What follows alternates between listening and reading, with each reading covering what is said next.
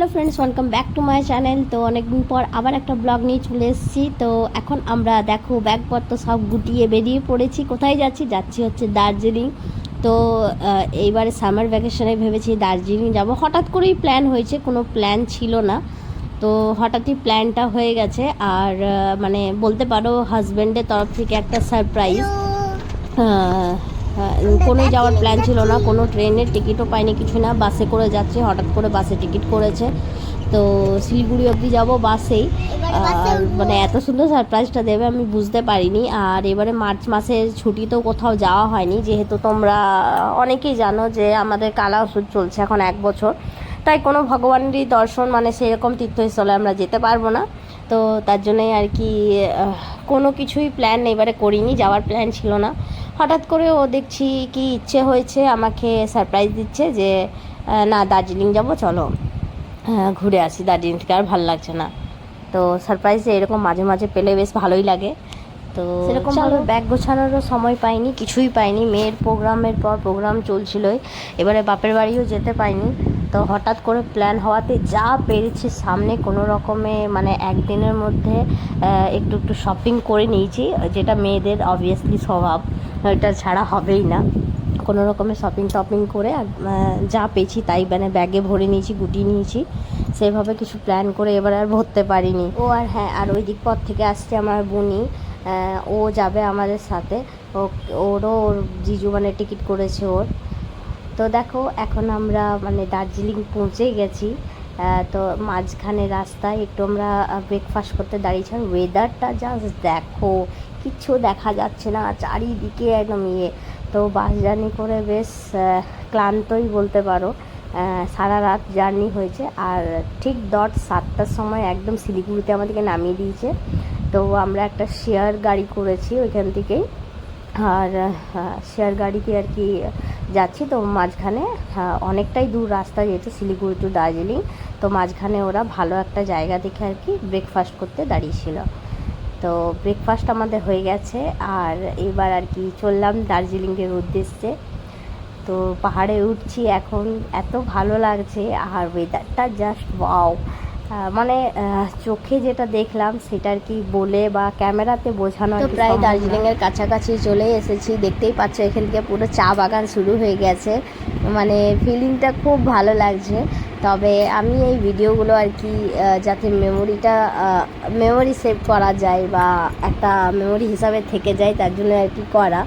তো এই উদ্দেশ্যে একটা কথা বলি এখানে, মানে দার্জিলিং যেটা হচ্ছে মানে খুবই ছোটো থেকে আমার দার্জিলিং যাওয়ার প্রচণ্ড শখ, মানে খুবই শখ, খুবই ইচ্ছে ছিল যে দার্জিলিং যাব। তারপরে যখন একটু বড় হলাম তখন মানে বুঝতেছিলাম, তখন আমরা ভাবতাম যে না বিয়ের পর হানিমুনে দার্জিলিং যাব, এরকম একটা ফিলিং ছিল। তবে কোনো কারণবশত হয়ে ওঠেনি, মানে একদমই হয়নি। তো এই কারণে আর কি মানে এতদিন আর কি সম্ভব হয়েছে যাওয়া। তো বেশ ভালোই লাগছে, মানে একটা ছোটোবেলাকার স্বপ্ন পূরণ আর কি বলতে পারো। ছোটো থেকে শুনে এসেছি দার্জিলিংয়ে চা বাগান আছে, তো তখন অতটা জানতাম না। তো ভাবতাম যে যাব, চা বাগান দেখবো, চায়ের পাতাগুলো সব তুলে আনবো, ওইটাই হয়তো চা। তো এরকম একটা ফিলিংস ছিল। এর আগেও আমি মানে আমার হাজব্যান্ডকে বলেছিলাম যে আমি যখন আমাকে জিজ্ঞেস করছিল কোথায় যেতে চাও, তো আমি বলেছিলাম হ্যাঁ হানিমুনে আমি দার্জিলিংই যেতে চাই। তো আমাকে বলেছিল আচ্ছা ঠিক আছে, কিন্তু প্রথমে জগন্নাথ দর্শন থেকে শুরু হবে, এটাই আমাকে বলেছিল। আর জগন্নাথ দর্শন থেকেই আমরা প্রথম মানে বিয়ের পর বেরোই। কিন্তু তারপরে আর জগন্নাথ দর্শনের পর আর কি সম্ভব হয় না। তারপরে আমরা কাশ্মীর যাই, বিভিন্ন জায়গা যাই, কিন্তু দার্জিলিংটা আর কি হয়ে উঠছিল না। তবে ও আমাকে বলেছিল যে আস্তে আস্তে সব হবে তোমার, আমি সব পূরণ করব। তবে হ্যাঁ সত্যি কথাই, ও আস্তে আস্তে কিন্তু সবটাই আর কি পূরণ মানে করছে আমার। তো দেখো রাস্তার মাঝে এক ট্রেন দেখতে পেয়ে গেছি, মানে দার্জিলিংয়ে ঢুকেই গেছি আর কি আমরা। কি ভালো লাগছে, মানে ফিলিংসটা মানে জাস্ট বোঝানো যাচ্ছে না। তো এখন বাজে হচ্ছে বিকেল 4:30, আর আমরা দার্জিলিং ঢুকেছি আর কি পুরো 3:30 4টের মধ্যেই আর কি ঢুকেছি। তো 7টার সময় ওইখান থেকে আমরা 7:30টার মতন বেরিয়েছি শিলিগুড়ি থেকে, আর ঢুকেছি আমরা পুরো 3:30 4টের মধ্যে।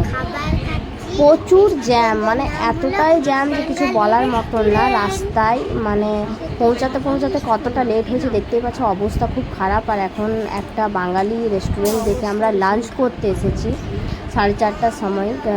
কিছু করার নেই, খিদে পেয়েছে। হোটেল আগে থেকেই বুক ছিল, তো হোটেলে সব লাগেজ ট্যাগেজ রেখে আর কি খুব খিদে পেয়ে গেছিলো।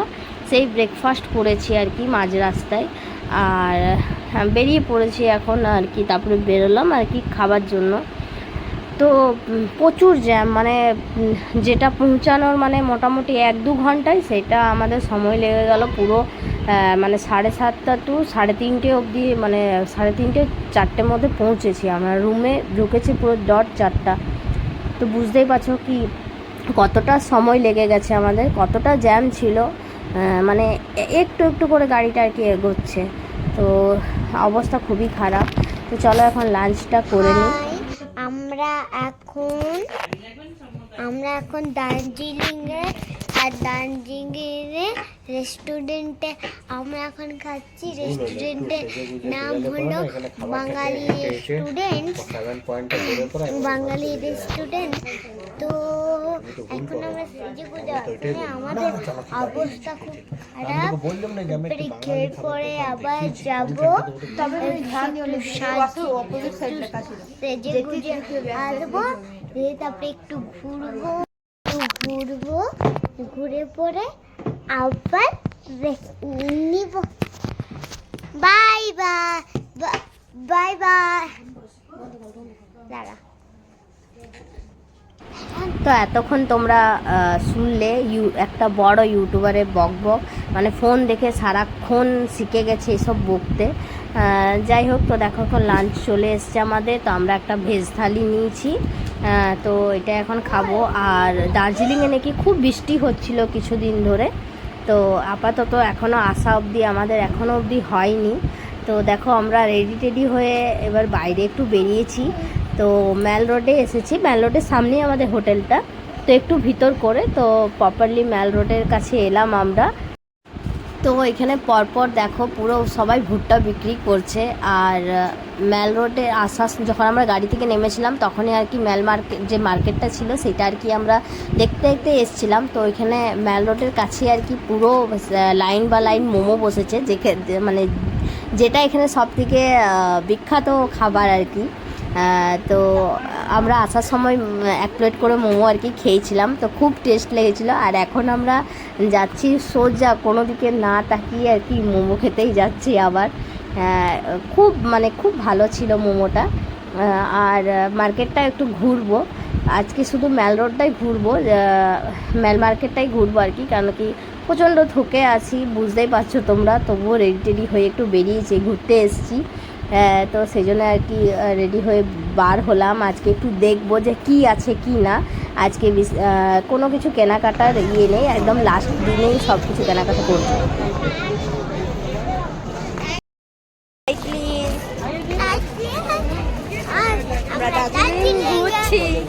দার্জিলিং ঘুরছি। বেটুকে কেমন লাগছে? বেটু সেজেছে। আইসক্রিম দোকান দেখলাম, আমরা আইসক্রিম খাবো। এখন আমরা ম্যাল রোড থেকে সোজা চলে এসেছি হোপ গ্যালারিতে। তো ওইটা মানে সামনেই ছিল, তো ভাবলাম মোমোটা পরে খাবো, আগে হোপ গ্যালারিতে যাই। তবে এত ভিড় হোপ গ্যালারিতে, মানে কিছু বলার মতন না, প্রচণ্ড ভিড়। তো বাবুর 2-3টে ফটো আর কি তুলতে পেরেছি, তাও ভালো আসেনি।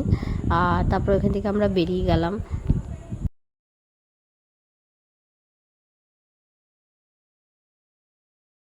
বলো, আমাকে 2টো স্কুপ দিয়েছে। আইসক্রিমে 2টো স্কুপ। আইসক্রিমটা কেমন খেতে? আইসক্রিমটা খুব ভালো খেতে।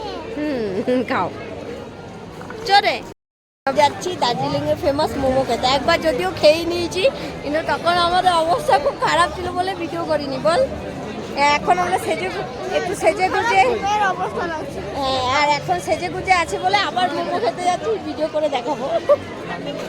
এই যে আইসক্রিমটা আইসক্রিম খাচ্ছি, মাথার সাথে একটু মোমো খাবো।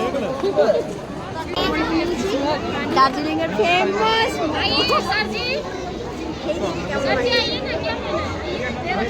50 টাকায় 8 পিস দিয়েছে না।